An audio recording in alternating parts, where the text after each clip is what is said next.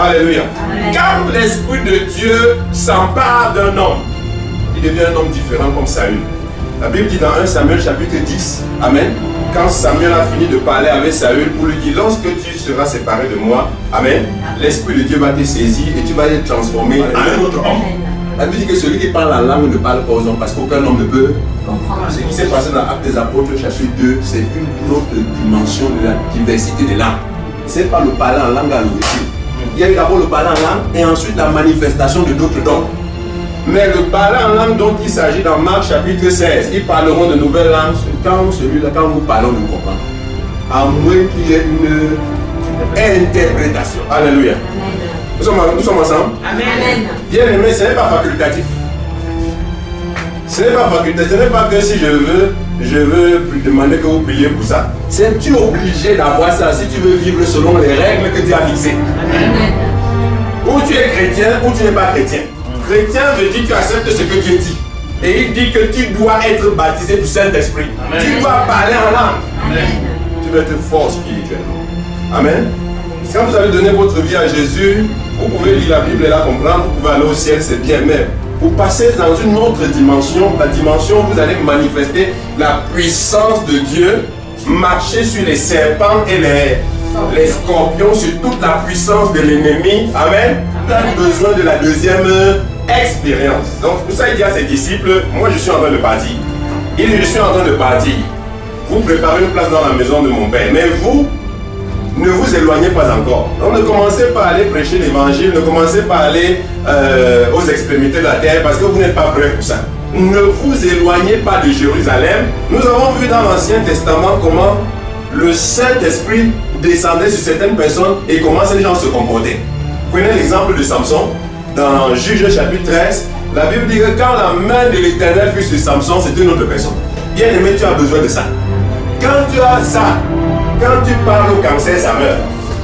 Ne dites pas Amen. Amen. Vous ne croyez pas? Est-ce que je ne parle de la foi? Alléluia. Amen. Vous savez, tout le monde dit au nom de Jésus. Mais il y a des gens qui disent au nom de Jésus. Dans le monde spirituel, on sait que quelqu'un a dit au nom de Jésus. On est ensemble? Tout le monde peut dire au nom de Jésus. Au nom de Jésus, vous avez même des marabouts qui disent au nom de Jésus. Tout le monde dit au nom de Jésus. Et comme Dieu est bon, c'est pour ça qu'il ne frappe pas certaines personnes. Amen. Amen. Mais qui dit au nom de Jésus et que cela ait un impact? Comme Paul a dit à comme ces gens qui chassaient les démons, les fils de Séba. Et disons dit à l'Esprit, je te commande au nom de Jésus que Paul prêche. Pas que nous prêchions. Alléluia. Au nom de Jésus que Paul prêche. Sors de ce corps. Et qu'est-ce que le démon a dit? Il a dit, je connais qui est Paul. Je connais Jésus. Là, je ne vous vois même pas. Alléluia. Amen. Donc dans le monde spirituel, on sait qui est qui. Amen. Le plus important, ce n'est pas le vêtement physique que tu as mis sur toi. Le plus important, ce n'est pas ta taille physique. Alléluia. Ni le nombre de temps que tu as mis dans le Seigneur. Ce n'est pas ça le plus important. Alléluia. Amen. Le plus important, c'est est-ce que tu es revêtu de la puissance d'en haut? Est-ce que dans le monde spirituel, on te connaît? Est-ce que les esprits savent qui tu es? Alléluia. Amen. Alléluia. Amen. Nous connaissons l'histoire de notre Seigneur. Amen. La Bible dit que parfois le seul fait qu'il marche comme ça, quand il arrivait, les démons commençaient à parler ça. Hein? Il dit que tu es venu pour nous tourmenter. On est ensemble. Amen. Nous sommes ensemble ce matin. Amen. Parce qu'ils connaissent Jésus. Ils ont les yeux de l'esprit, ils savent que celui-ci, Amen, c'est une autre dimension. Amen. Donc Jésus parfois peine là, il rend ministère, Amen. Il n'a même pas encore dit à un démon de se manifester. Il se lève seul dans la salle. Il dit, fils de David, nous on t'a fait quoi? Qu'est-ce que nous on t'a fait? Pour que tu viennes nous tourmenter avec le temps. Amen. Amen. Parce que l'homme dégage, il est rempli de l'esprit.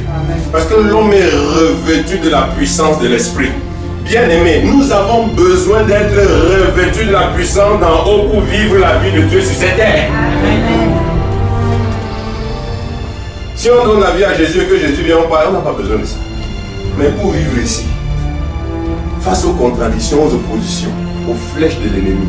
Et la Bible dit dans Ephésiens chapitre 6 que vous ne luttez pas contre la chair et le sang, mais contre les principautés, les esprits méchants dans les lieux célestes, ici-bas, etc. Voilà le combat. Il dit pour ça, vous devez prendre toutes les armes de Dieu. Qu'un chrétien revêtu de la puissance d'en haut peut parler à une maladie, la maladie va disparaître. Amen. Si vous ne croyez pas, vous êtes de mauvaise foi. Nous, on croit à l'extraordinaire. Amen.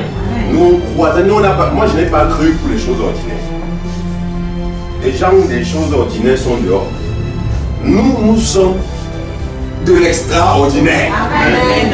Si vous croyez, dites Amen. Amen. Si vous croyez, dites Amen. Amen. Si nous avons cru pour que les choses ordinaires soient notre partage, c'est qu'on n'a rien compris. Nous, on a cru pour l'extraordinaire. Et je suis venu vous dire que c'est possible au nom de Jésus. Amen. Alléluia. Amen. Alléluia. Amen. Vêtu, c'est un vêtement. Dis à quelqu'un, c'est un vêtement. C'est un vêtement qui peut tomber sur toi. Et tu sens qu'il est descendu. Alléluia. Alléluia. Oh, bien aimé. Pour être un témoin efficace du Seigneur, amen, il faut cette deuxième expérience. Alléluia. Amen. Vous recevez une puissance lorsque le Saint-Esprit viendra sur vous et alors vous serez mes témoins. Un vrai témoin de Jésus, c'est quelqu'un qui a vu Jésus avec les yeux. Amen. Amen. C'est-à-dire les pierres, les gens, etc. Amen. Ceux-là, c'était les véritables témoins parce qu'ils ont vu. Et nous, on n'a pas vu avec les yeux. Amen. Amen. On n'a pas vu avec les yeux. Mais les signes qui nous accompagnent montrent que nous parlons effectivement de Jésus. Amen. On sait qu'on parle de Jésus parce qu'il y a des signes qui nous accompagnent. Et il dit dans Marc chapitre 16, voici les miracles, voici les signes qui accompagneront ceux qui auront cru en mon nom. Ils chasseront les démons. Amen. Il parle de toi, ma soeur. Amen. Il parle de toi, mon frère. Amen. Ils imposeront les mains sur les malades seront comment? Guéris. On n'a pas dit qu'ils vont être guéris juste les maux de tête et les autres vont dépasser. Non, toutes les maladies vont fuir au nom de Jésus. Amen. Si vous croyez, dites Amen. Amen. Si vous croyez, dites Amen. Amen. Dieu est merveilleux. Il dit que s'ils boivent un breuvage mortel, c'est-à-dire qu'il y a quelque chose en toi qui va écraser le breuvage là. Amen. Est-ce que vous croyez? Amen. Vous croyez? C'est qu'en fait, Dieu a dit qu'on ne peut pas empoisonner ces gens-là. Amen. S'ils boivent un breuvage mortel, cela ne leur fera aucun mal. Amen. Ils furent tous remplis de l'Esprit Saint et se mis à parler en d'autres langues. Amen. Amen. Vous allez voir que dans ce chapitre, ils n'ont pas seulement parlé en langue, mais ils ont opéré dans d'autres types de gens spirituels. Alléluia. Amen. Des gens qui n'ont jamais parlé Bassa ont parlé Bassa. Alléluia. Amen. Quand l'Esprit de Dieu s'empare d'un homme, il devient un homme différent comme Saül. La Bible dit dans 1 Samuel chapitre 10, Amen. Quand Samuel a fini de parler avec Saül pour lui dire, lorsque tu seras séparé de moi, Amen, l'Esprit de Dieu va te saisir et tu vas être transformé en un autre homme. J'ai dit, Jésus, que nous suivons, il dit, moi je m'en vais. Je m'en vais, mais je ne vous laisserai pas seul. Je vous enverrai, je vais vous envoyer le Saint-Esprit, le Consolateur. Et lui va continuer le chemin avec vous. Maintenant, lui parle.